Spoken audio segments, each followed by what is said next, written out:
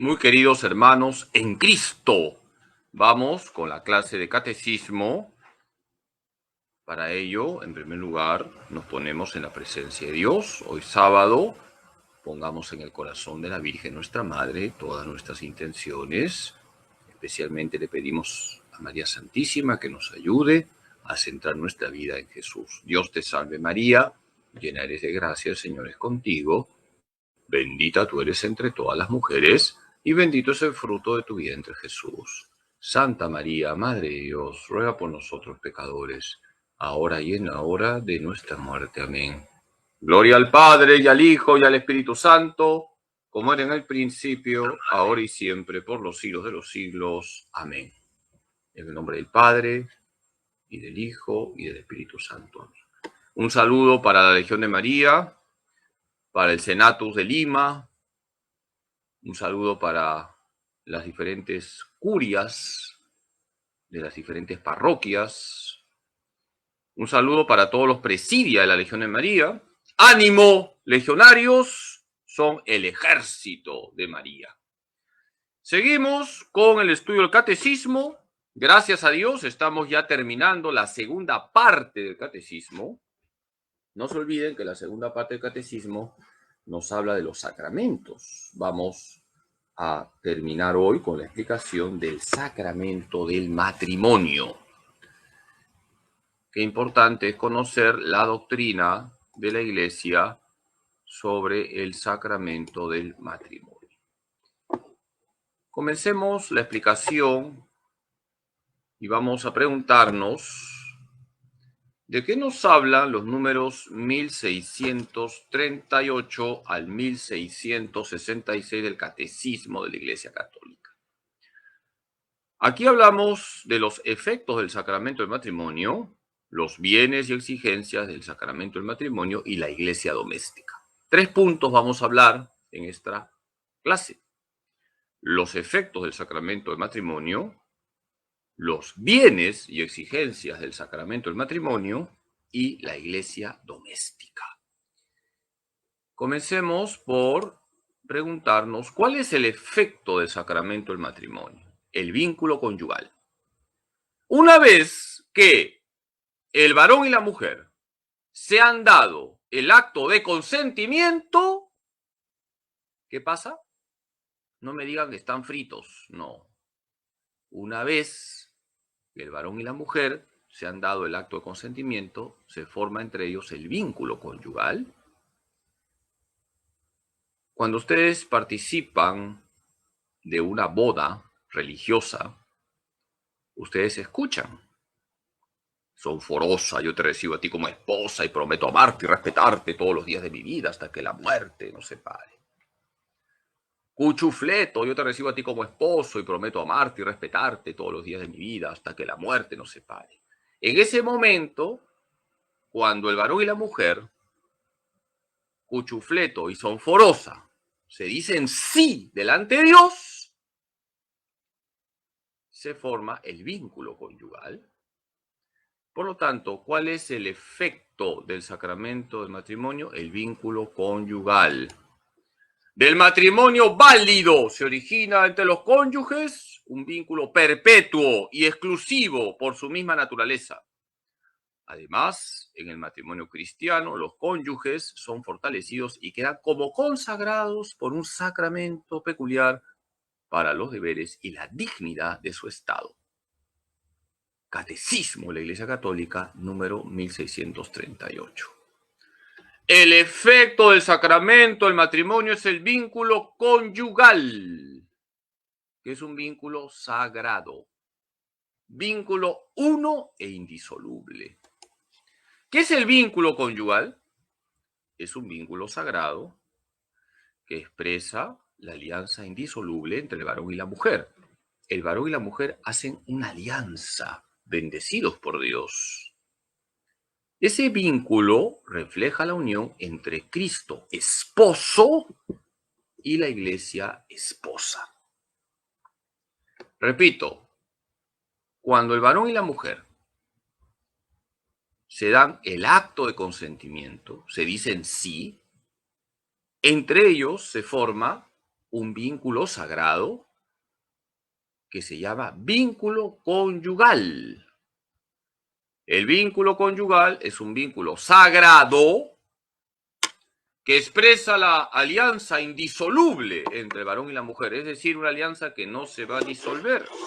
Lo que Dios ha unido, que el hombre no lo separe. Ese vínculo refleja la unión entre Cristo, esposo, y la iglesia, esposa. En la clase pasada pregunté con premio cuál es la cita bíblica donde se nos enseña que el matrimonio cristiano refleja la unión entre Cristo, esposo, y la iglesia, esposa. Y nadie respondió. Se perdieron su librito y su kilo de charqui. Vuelvo a preguntar, a ver, ¿quién escribe? ¿En qué pasaje de la Biblia se nos dice que la unión entre el varón y la mujer, bendecidos por el sacramento del matrimonio, refleja la unión entre Cristo y la iglesia? ¿Quién escribe? El primero que escriba se gana su librito y su kilo de charqui. La vez pasada lo dije. ¿En qué parte de la Biblia se nos dice que el matrimonio cristiano refleja la unión entre Cristo esposo y la iglesia esposa? Nuestra hermana Blanca ha puesto el libro correcto, pero no el capítulo ni el versículo correcto. Está nerviosa. A ver, el libro está bien, pero no está bien el capítulo. Rosario Aquije Flores, muy bien. Ella se ganó su librito y su kilo de charqui. Muy bien. Nuestra hermana Rosario, lean Efesios 5, 22 al 32. Ahí San Pablo dice que la unión entre el varón y la mujer, bendecidos por el sacramento del matrimonio, refleja la unión entre Cristo esposo y la iglesia esposa. El consentimiento por el que los esposos se dan y se reciben mutuamente es sellado por el mismo Dios. De su alianza nace una institución estable por ordenación divina, también ante la sociedad. La alianza de los esposos está integrada en la alianza de Dios con los hombres. El auténtico amor conyugal es asumido en el amor divino. Catecismo de la Iglesia Católica número 1639.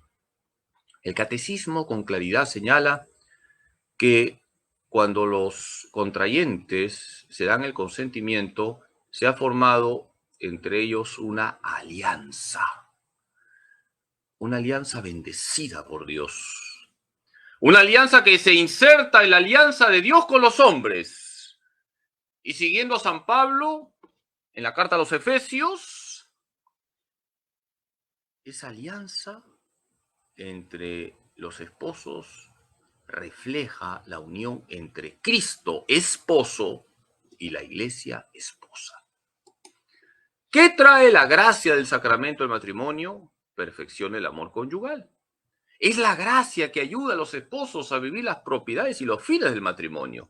En el momento en que el varón y la mujer se dan el acto de consentimiento delante del ministro sagrado, viene la gracia sobre ellos, la gracia del sacramento.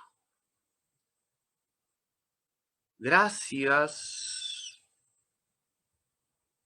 a esa ayuda, a esa gracia, los esposos pueden vivir correctamente las propiedades y los fines del matrimonio.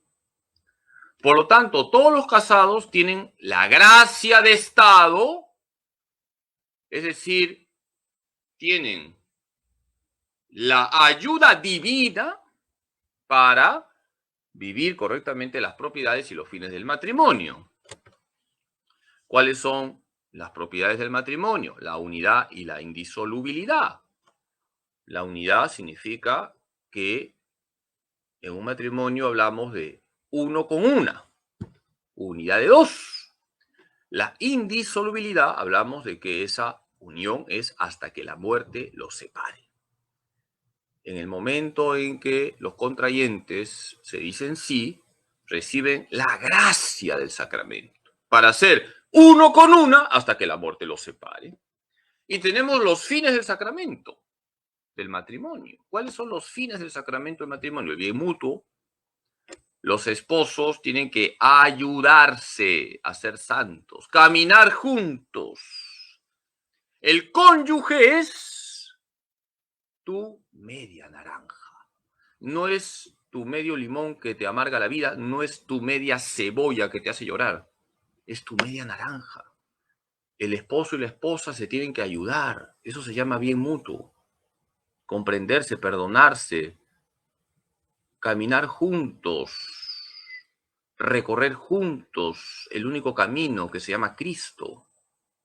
Y está la transmisión de la vida. Los esposos tienen que abrirse a la vida. Los hijos son una bendición para los matrimonios. En el momento en que el varón y la mujer se dicen sí, es decir, ambos pronuncian el acto de consentimiento, recibe la gracia del sacramento. Gracia para ser uno con uno hasta que la muerte los separe. Gracia para ayudarse, para complementarse, para aconsejarse, para corregirse, no para hacerse la vida cuadritos. La gracia para vivir el bien mutuo y la gracia para abrirse a la vida, para ser generosos en la transmisión de la vida. En su modo y estado de vida, los cónyuges cristianos tienen su carisma propio en el pueblo de Dios. Esta gracia propia del sacramento del matrimonio está destinada a perfeccionar el amor de los cónyuges, a fortalecer su unidad indisoluble.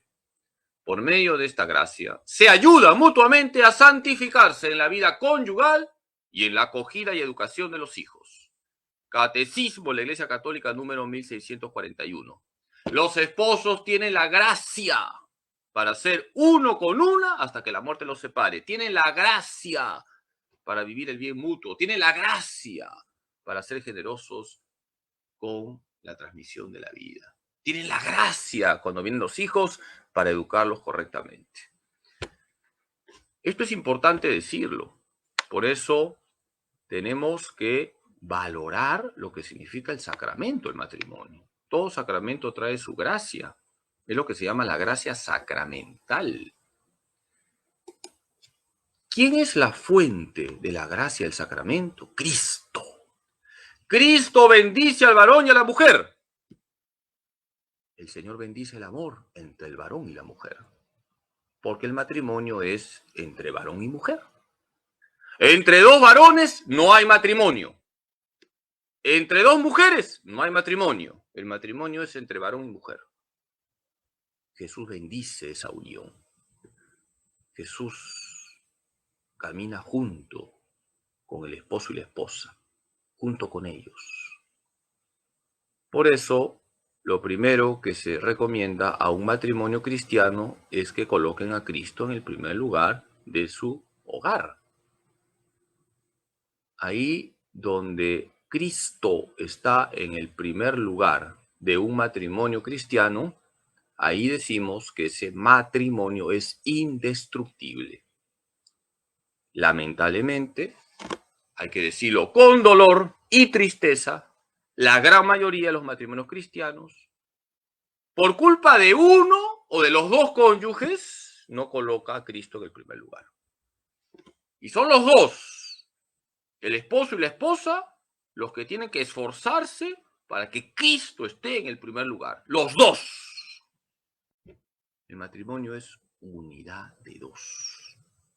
No basta que la esposa sea piadosa, que rece, que vaya a misa. El esposo también tiene que hacerlo. Los dos. El matrimonio es unidad de dos.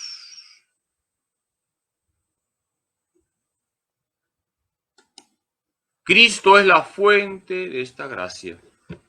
Pues de la misma manera que Dios en otro tiempo salió al encuentro de su pueblo por una alianza de amor y fidelidad, ahora el Salvador de los hombres y esposo de la Iglesia, mediante el sacramento del matrimonio, sale al encuentro de los esposos cristianos. Qué bonito lo que dice el Catecismo de la Iglesia Católica en el número 1642.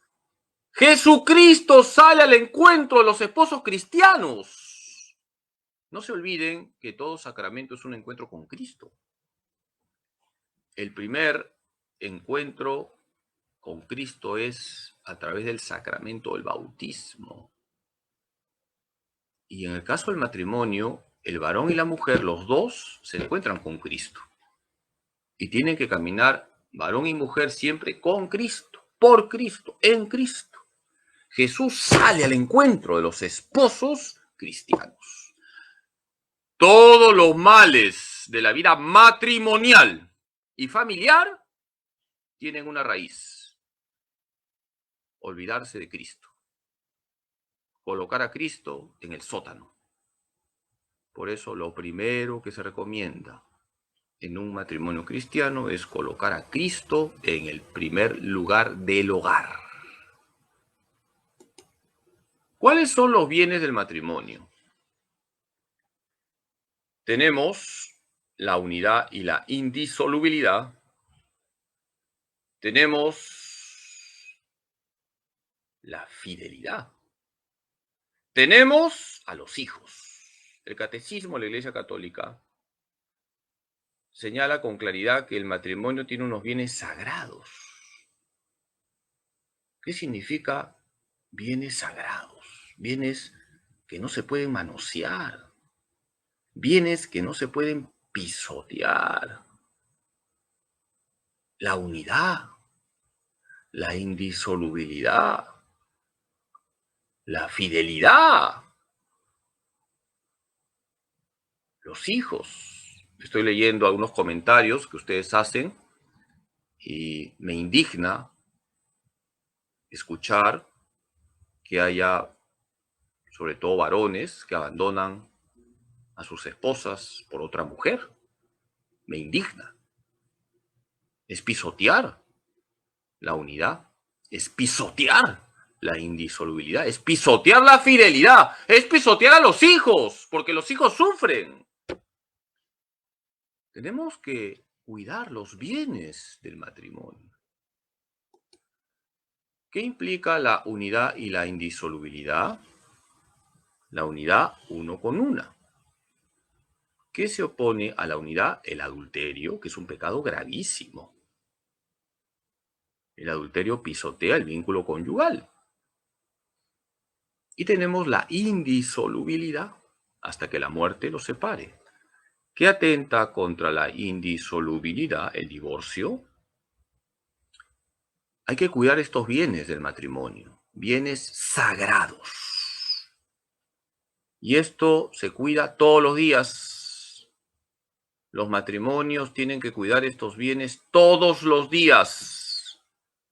Hombre casado, hombre sagrado, consagrado a su esposa. Mujer casada, mujer sagrada, consagrada a su esposo. Hay que cuidar estos bienes. Son sagrados. Uno con una, unidad hasta que la muerte los separe. Indisolubilidad. El amor de los esposos exige por su misma naturaleza la unidad y la indisolubilidad de la comunidad de personas que abarca la vida entera de los esposos, de manera que ya no son dos, sino una sola carne. Catecismo de la Iglesia Católica número 1644. La unidad y la indisolubilidad son dos bienes sagrados. ¿Y cuánto se goza el diablo cuando se pisotean estos bienes sagrados? Por eso, queridos esposos, cuiden estos bienes. Pidan siempre al Señor la gracia para cuidar estos bienes.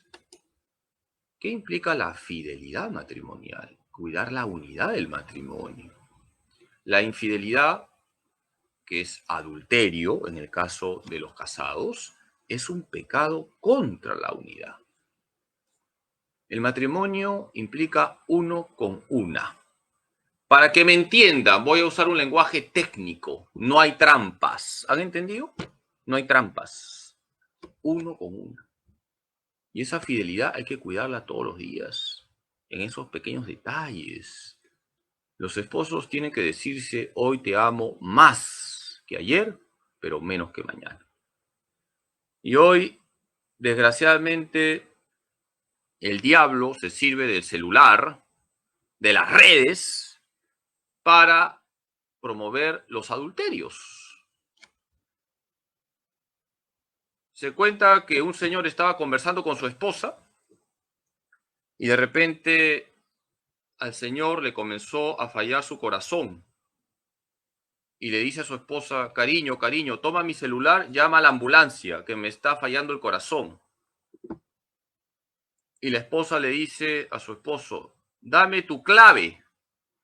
Y el esposo le dice, ya estoy bien, ya estoy bien, ya estoy bien. Hermanos, a buen entendedor, pocas palabras.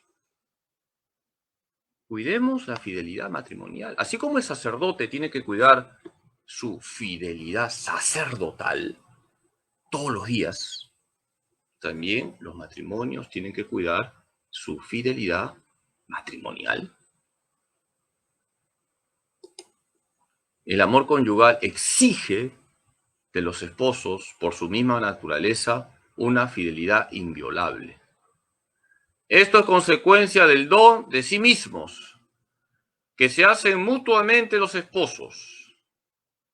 El auténtico amor tiende por sí mismo a ser algo definitivo, no algo pasajero.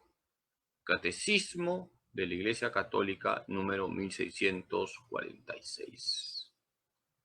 En el matrimonio tiene que vivirse una fidelidad inviolable.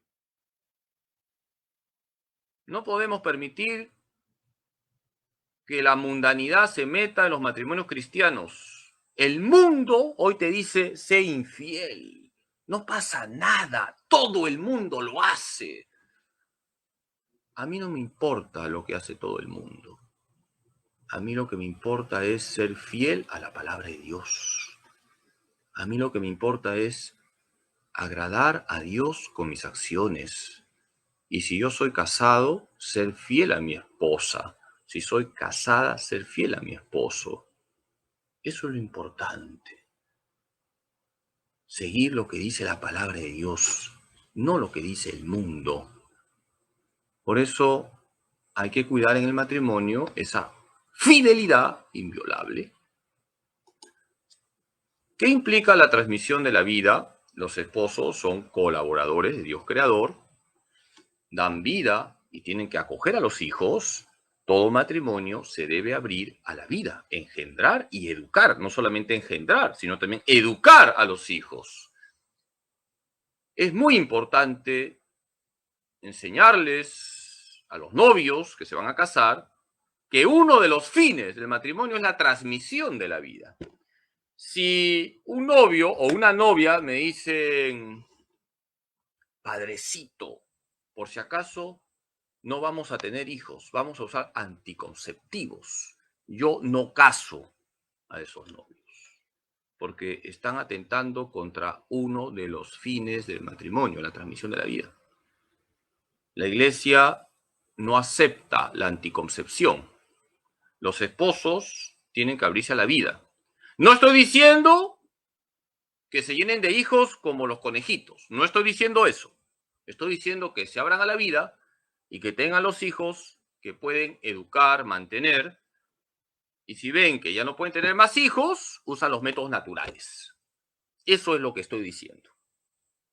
Por eso es importante remarcar que uno de los fines del matrimonio es la transmisión de la vida, que armoniza con el otro fin, el bien mutuo. Hay un fin con mayúsculas en el matrimonio, el amor conyugal. Ese amor conyugal tiene dos dimensiones, el bien mutuo y la transmisión de la vida. Se tiene que respetar siempre la vida. No es correcto utilizar anticonceptivos. Muchos de ellos además son abortivos. Muchos anticonceptivos son abortivos. La T de cobre, hermanos, tengo que decirlo sobre todo para las damas, es abortiva. Así que tengan conciencia. los casados de la gravedad de lo que significa usar anticonceptivos. Hay píldoras abortivas, pero además las píldoras, por ser ya anticonceptivas, están mal. Aparte de que generan un daño en el cuerpo de la mujer. ¿Cuántas mujeres tienen cáncer? Y eso no se dice, porque no conviene a los negociados que hay que se diga, porque han usado píldoras anticonceptivas. Dice el catecismo, por su naturaleza misma, la institución misma del matrimonio y el amor conyugal están ordenados a la procreación y a la educación de la prole, y con ella son coronados como su culminación. Catecismo de la Iglesia Católica número 1652. El matrimonio está ordenado a la procreación y a la educación de la prole. Los hijos son bienes sagrados del matrimonio. Los hijos son una bendición de Dios para los matrimonios. Los hijos son las flores que crecen en ese jardín que los esposos comenzaron a cultivar el día de su boda. La fecundidad del amor conyugal se extiende a los frutos de la vida moral, espiritual y sobrenatural de los padres, pues ellos tienen que transmitir esos valores a sus hijos por medio de la educación. Los padres son los principales y primeros educadores de sus hijos.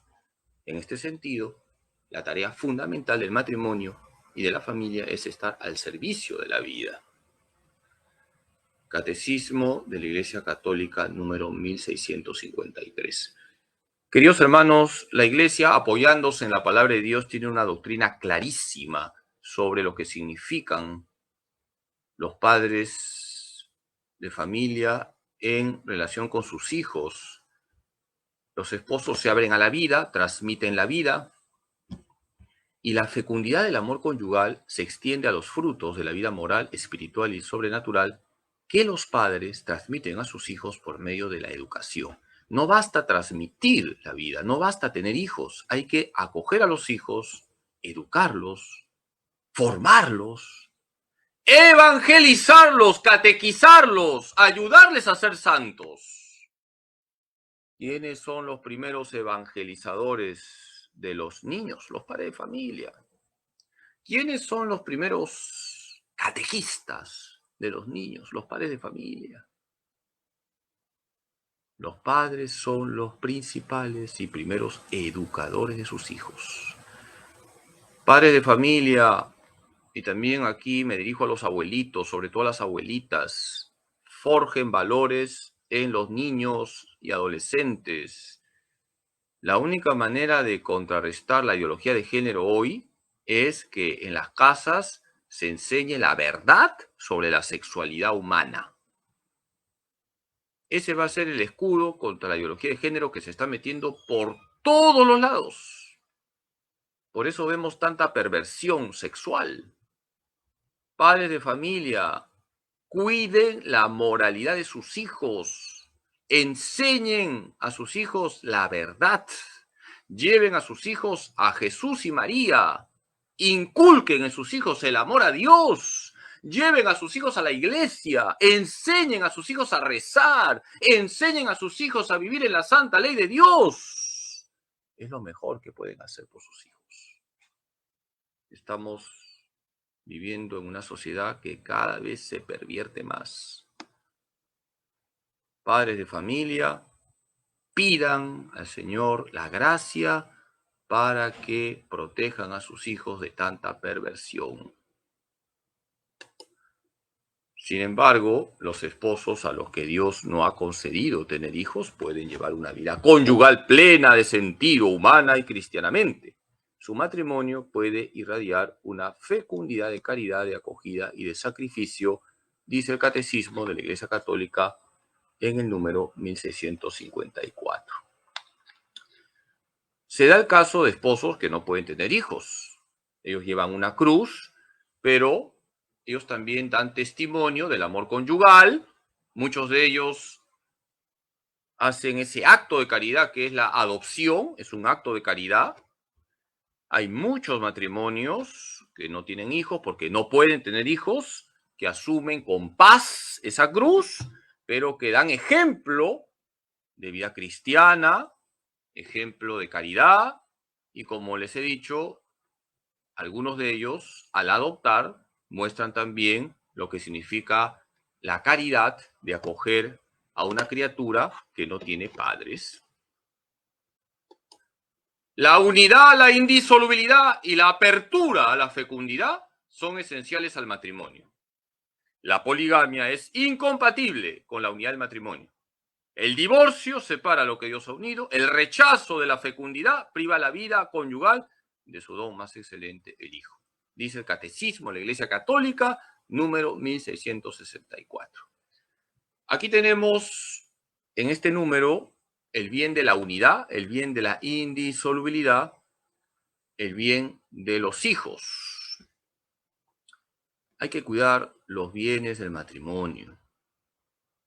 Hay que cuidar la unidad. Hay que cuidar la indisolubilidad. Hay que cuidar la apertura a la fecundidad. Y, como les he dicho, los esposos cristianos tienen la gracia para cuidar esos bienes. Dios da su gracia para que un matrimonio cristiano cumpla la misión que tiene dentro de la iglesia y dentro del mundo, y que es ser una comunidad de amor, una comunidad de vida y una comunidad de fe. ¿A qué llamamos situaciones irregulares? Hay que ser realistas, nos encontramos con muchos casos irregulares. En la iglesia todos tienen su lugar. En la iglesia no hay apestados, pero no todos pueden comulgar. Tenemos que acoger a todos, pero cada situación es diferente. Tenemos a los convivientes si tienen trato marital no pueden comulgar, hay que ayudarles para que se casen por la iglesia. Muchos, cuando los acompañas, regularizan su situación. Hay que hacer ese apostolado. Más complicado es el caso de los divorciados vueltos a casar. Cuando una parte se ha casado por la iglesia, se ha separado, se ha divorciado y luego se une con otra parte. Hay que acoger también a los divorciados vueltos a casar. ¿Qué se puede hacer con ellos? Es probable que el divorciado haya tenido en su matrimonio religioso alguna causal para que la iglesia, al investigar ese matrimonio, declare que no hubo verdadero matrimonio. Por eso, en el caso de los divorciados vueltos a casar, deberían ir a buscar a un sacerdote, contar su caso, y el sacerdote, al escuchar el panorama que le relatan, puede conducir a la parte que se ha casado por la iglesia al tribunal eclesiástico para que se abra un proceso de lo que en el lenguaje canónico se denomina declaración de nulidad. Muchos casos entran en ese ámbito. Por ejemplo, conozco casos en que el chico se casó con la chica porque la chica estaba encinta. Aquí tenemos un caso para declarar la nulidad del matrimonio. Tú no te puedes casar porque la chica está encinta. Por supuesto que la chica tiene que dar a luz, hay que respetar la vida. Pero tú te estás casando obligado. Ahí tenemos una causa para declarar la nulidad. Otra causa, la inmadurez. Hoy en día hay mucha inmadurez. Y un buen porcentaje de contrayentes son inmaduros. Se casan por un tiempo. Si se casan por un tiempo, ese matrimonio es nulo. Te tienes que casar para toda la vida. Y así podría seguir enumerando los casos. Todos en la iglesia tienen un lugar, lo cual no significa que todos pueden comulgar. Hay que ver cada caso.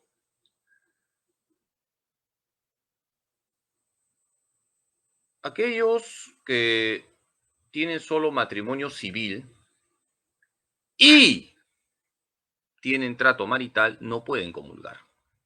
Esto también hay que decirlo. Aquellos que tienen solo matrimonio civil están en el mismo caso de los convivientes, porque para Dios no hay matrimonio civil. Por eso hay que ayudarles a los que tienen solo matrimonio civil, no han estado ninguno de los dos casados por la iglesia, a que se casen por la iglesia. Por lo tanto, hay que decir con claridad las exigencias. Repito, los convivientes que tienen trato marital no deben acercarse a la comunión. Hay que ayudarles para que se casen por la iglesia. Aquellos que solo tienen matrimonio civil y tienen trato marital no deben acercarse a la comunión. Hay que ayudarles para que se casen por la iglesia. Los divorciados vueltos a casar hay que acompañarlos porque puede ser que el matrimonio que hizo una de las partes por la iglesia sea declarado nulo. Es un acompañamiento más paciente, pero siempre es bueno decir que en la iglesia hay lugar para todos, aunque no todos puedan comulgar.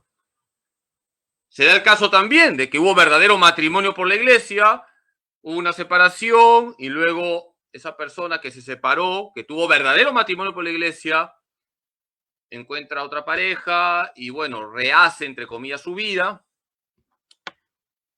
Hay que acompañar a esa persona, a ambas partes, no pueden comulgar, tienen que venir a misa, hay que ayudarles a que practiquen su fe, animarles al rezo del rosario, animarles a que formen parte de un grupo parroquial, ayudarles a que hagan obras de misericordia y Dios irá abriendo camino. Lo más lógico es que ya llegada una edad, si llegan a la ancianidad, ya pueden cantar juntos como hermanos. ¿Ya me entendieron? A buen entendedor, pocas palabras. Contraer un nuevo matrimonio por parte de los divorciados mientras viven sus cónyuges legítimos contradice el plan y la ley de Dios enseñados por Cristo. Los que viven en esta situación no están separados de la iglesia, pero no pueden acceder a la comunión eucarística. Pueden vivir su vida cristiana, sobre todo educando a sus hijos en la fe. Catecismo de la Iglesia Católica, número 1665. Fíjense lo que dice la Iglesia: contraer un nuevo matrimonio por parte de los divorciados mientras viven sus cónyuges legítimos contradice el plan y la ley de Dios enseñados por Cristo. Los que viven en esta situación no están separados de la Iglesia, no están excomulgados, pero no pueden acceder a la comunión eucarística. Pueden vivir su vida cristiana, sobre todo educando a sus hijos en la fe.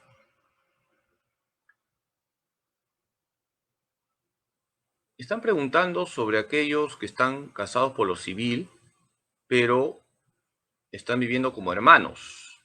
Si viven juntos como hermanos, pueden confesarse y pueden comulgar. ¿De acuerdo? ¿Quedó claro? Estoy diciendo cuando hay trato marital, en el caso de los convivientes, en el caso de los que se han casado por civil y en el caso de los divorciados vueltos a casar, si hay trato marital, no pueden acercarse a la comunión. Si viven como hermanos, por supuesto que pueden confesarse y comulgar. ¿A qué nos referimos como iglesia doméstica? A la familia cristiana.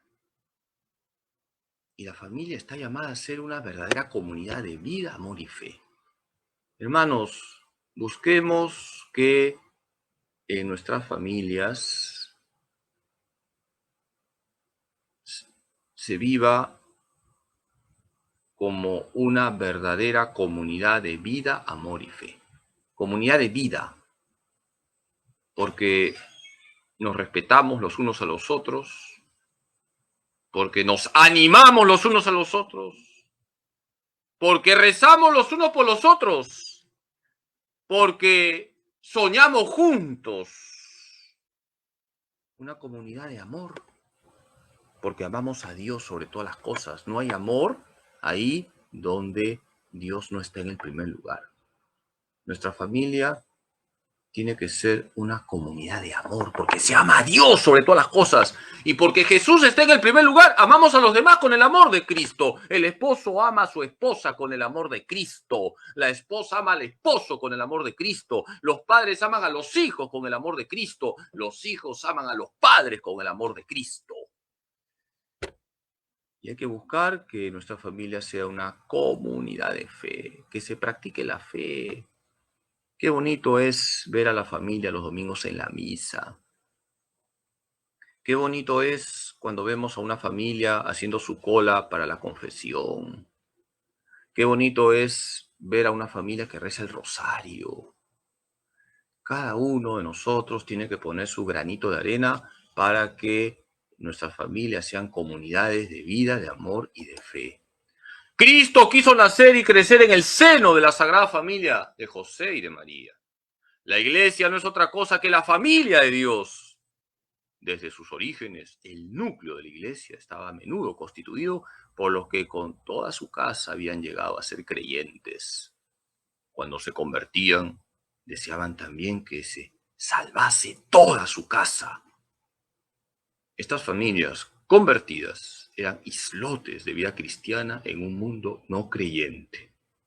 Catecismo de la Iglesia Católica, número 1655. Qué bonito este número del Catecismo. Aquí se nos invita a leer los Hechos de los Apóstoles. Lean Hechos 16:31, Hechos 18:8, cómo cuando alguien se convertía, contagiaba su fe en su casa. De tal manera que esas familias cristianas eran islotes de vida cristiana en un mundo no creyente.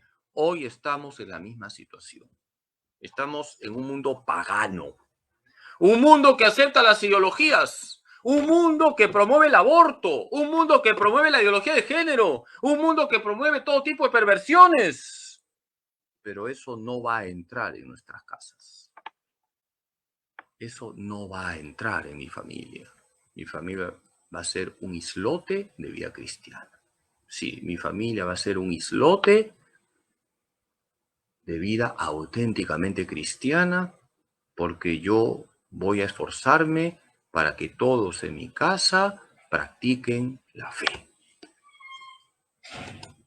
El hogar cristiano es el lugar en que los hijos reciben el primer anuncio de la fe. Por eso la casa familiar es llamada justamente iglesia doméstica, comunidad de gracia y de oración, escuela de virtudes humanas y de caridad cristiana. Catecismo de la Iglesia Católica, número 1666. Queridos hermanos, nuestra casa tiene que ser un hogar. Hogar viene de hoguera. La hoguera da calor. Cristo es el que da calor. Por eso, hogar cristiano.